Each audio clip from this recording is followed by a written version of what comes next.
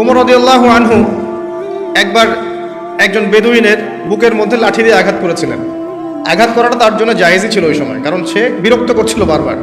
ওমর রাদিয়াল্লাহু আনহু রাষ্ট্রীয় বড় দায়িত্ব পালনে ব্যস্ত ছিলেন। এই সময় একজন বেদুইন এসে তার জামা ধরে টান দিচ্ছে, দিয়ে বলছে যে আমার কথা শোনেন, আমার কথা শোনেন। তিনি ব্যক্তিত্ব সম্পন্ন মানুষ ছিলেন, লাঠি দিয়ে একটু গুতা দিয়েছেন, দেখছো না আমি ব্যস্ত আছি। একটু পরেই তার চিন্তা হলো আমি কি জুলুম করে ফেললাম। একজন সাহাবীকে পাঠালেন তাকে ডেকে নিয়ে আসুন। সেই সাহাবী তাকে ডেকে নিয়ে আসলেন।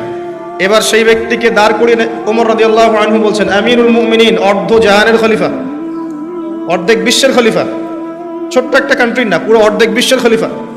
তিনি বলছেন এই লাঠি নাও, হাদা সদরি ইন আরাত, এই যে আমার বুক, তুমি যদি চাও আমার বুকে ওইভাবেই গুতা দিয়ে প্রতিশোধ নিয়ে নাও। আমি কি বুঝাতে পারছি কথা কিছুটা? এই ব্যক্তি হতভম্ব হয়ে গেল যে সত্যি কি উনি আমাকে এই কথাটা বলছেন? তিনি আমিরুল মুমিনিন হয়ে এই কথা বলছেন যে আমার বুকের মধ্যে লাঠি দিয়ে আঘাত করে তুমি প্রতিশোধ নিয়ে নাও। ওমর রাদিয়াল্লাহু আনহু বলছেন, হ্যাঁ এটা করো, কিয়ামতের মাঠে আমাকে আল্লাহর ওয়াস্তে জবাবদিহি করায়ও না। তখন সেই ব্যক্তি বলছে, আমিরুল মুমিনিন, আমার এটার কোনো প্রয়োজন নেই, আমি আপনাকে মাফ করে দিলাম।